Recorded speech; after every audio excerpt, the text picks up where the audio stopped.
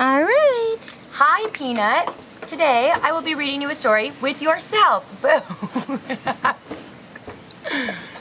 Today, we're reading The Berenstain Bears and Too Much Vacation, which may or may not have happened when you came to BC, and we went to Florida, and sometimes, even though it's so much fun, sometimes we need a break from our vacation. This is by Stan and Jan Berenstain.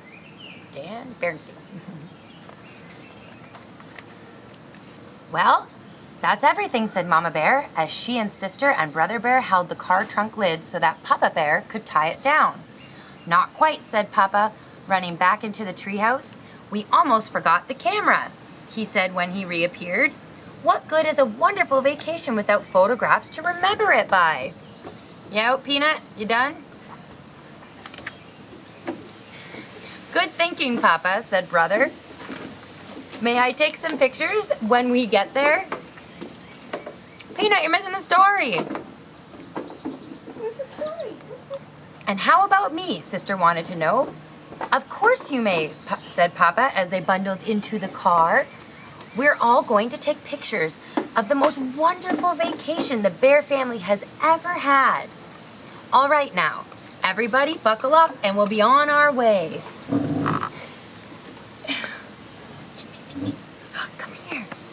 Come here. 4 safety belts clicked into place, and they left their safe, comfortable treehouse and headed for the excitement and adventure of a vacation high up in the wilds of the Great Grizzly Mountains. It had been Papa's idea to take their vacation in the Great Grizzlies. It'll be a real wilderness experience. We'll live off the land. We're getting too soft here in the valley, and all our supermarkets and other conveniences. When he saw the ad in the newspaper, there was no holding him. It said, "Try a wilderness vacation. A lovely mountain cabin complete with a rowboat by beautiful Crystal Lake." This could be part of the video. Jack said, let go, honey. Let go. Ah, said Papa, painting beautiful word pictures. To wake up with the rising sun and catch our breakfast from a clear mountain lake. To bathe in its sparkling water. To snack on delicious wild berries as we tramp the mountain trails. To gaze at the beauty of a mountain sunset. Then to sleep through the peace and quiet of a mountain night far from the noise of traffic and neighbors and barking dogs. It all sounded great to the cubs. What kind of fish will we catch, Papa? Asked Brother. Trout, no doubt, he answered with supreme confidence. But Mama wasn't so sure he would catch anything.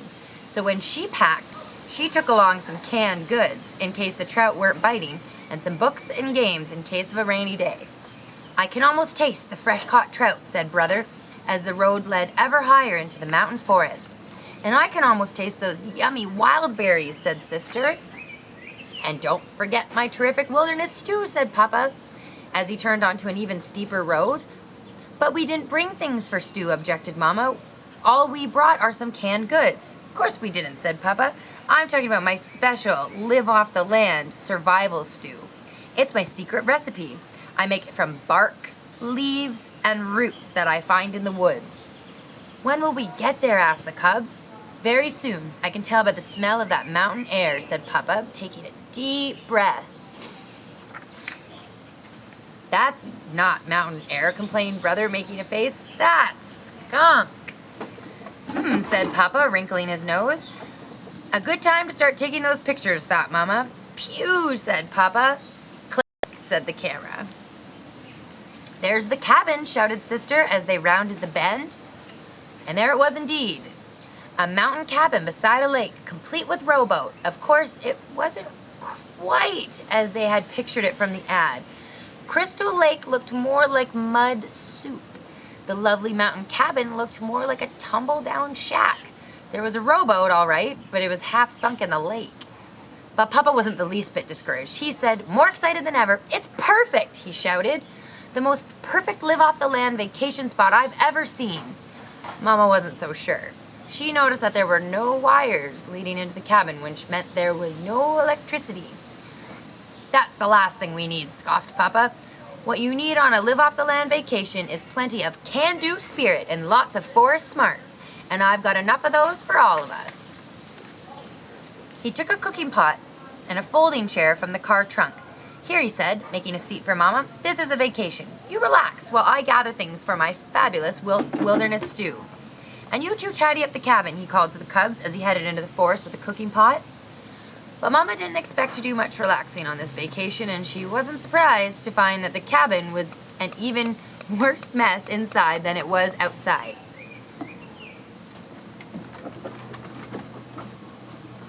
There was an ankle-deep carpet of twigs, branches, and dead leaves on the floor, and it was practically a museum of spiderwebs, cocoons, and mouse nests.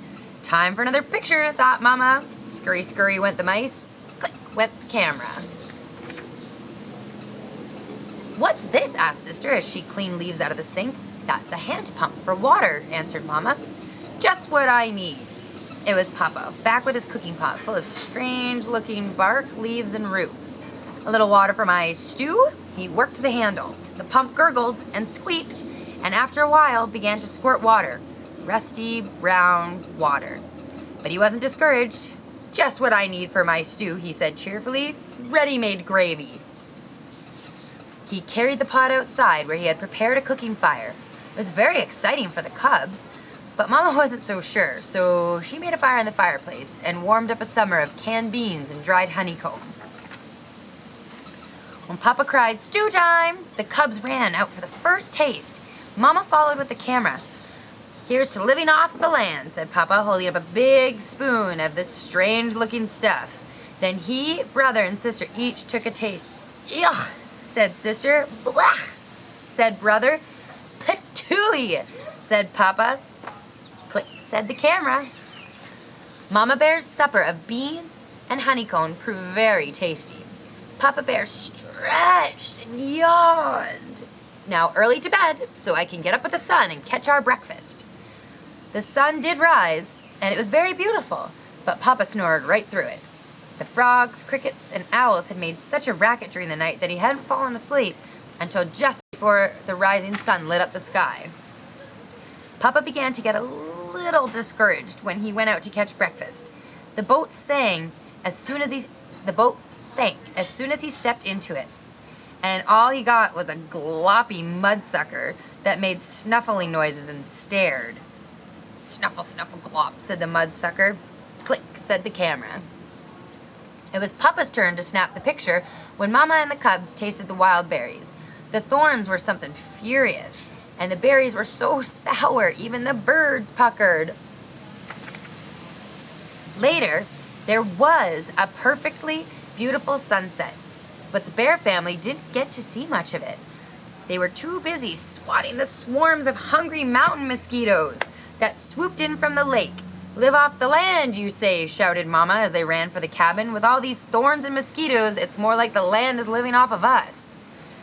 It began to rain just as they reached the cabin, but the roof leaked badly, and pretty soon they had more leaks than they had pots and pans. They spent a miserable night. By morning, they were soaked to their fur, and there was a foot of water in the front stairwell. Don't worry, said Papa. The rain can't last forever, and just as soon as I sweep out this water, but instead of Papa sweeping the water swept Papa out the door, down the muddy slope, and into the muddy, mucky lake. When Mama and the cubs reached him, he looked more like a mud ball than Papa Bear. Say, he said, looking up at them, I have a terrific idea. Let's go home. So the bear family loaded the trunk, put the car top up, bundled into the car, and bumped and splashed down the mountain in the driving rain. The rain had stopped and the sun had come out by the time they reached the valley, and their treehouse had never looked so good to them as it did that day. The next day, Mama took the film to the camera store to be developed. When the pictures came back a few days later, the bear family wrote titles on them. They began to chuckle as they passed the pictures around. The chuckles grew to roaring laughter, and soon they were laughing so hard they cried. Papa smells the mountain air. We are greeted upon arrival. We taste Papa's wilderness stew. Papa catches our breakfast. Our first taste of wild mountain berries. Papa decides it's time to go home. And every so often, through the years, they take out those pictures and have an absolutely wonderful time enjoying the worst vacation the Bear family ever had. Our vacations aren't that bad, but sometimes we do need a break. Miss you very much, Peanut, and I love you very much, and I hope this helps you go to sleep one night.